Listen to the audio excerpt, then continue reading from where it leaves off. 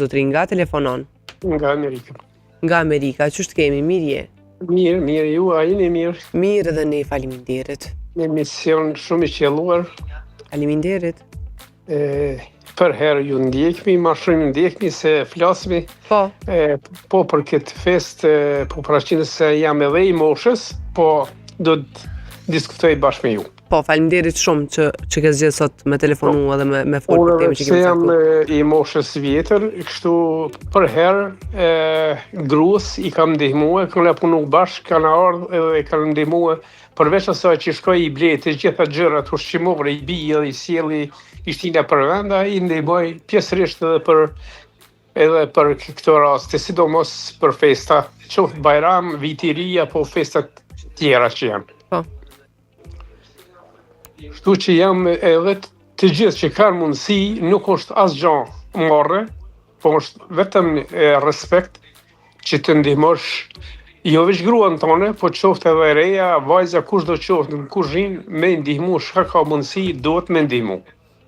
Po pra, shumë mirë e the.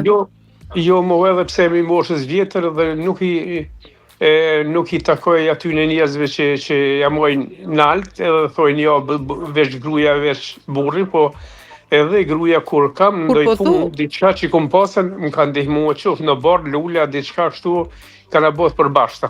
Kur po thua i moshës së vjetër, në fillim të martesës i ke ndihmu bashkëshortës, të e pas parasysh që janë paragjykuar shumë.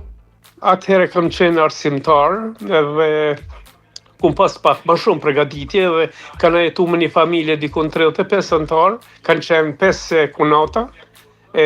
Ato atëherë nuk kam ndihmu sepse kum pas punën me nxënës dhe kanë punue kopshte gjanat tjedin dhe për fshatra që është.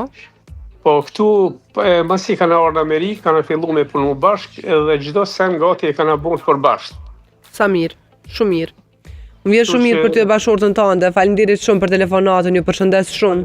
Ju faleminderit shumë, je përcjellën me plot dëshirë. Mbahet shumë qefi, shumë të fala. Gjithë shqiptarizmit edhe urime festa Bajramit. Urime.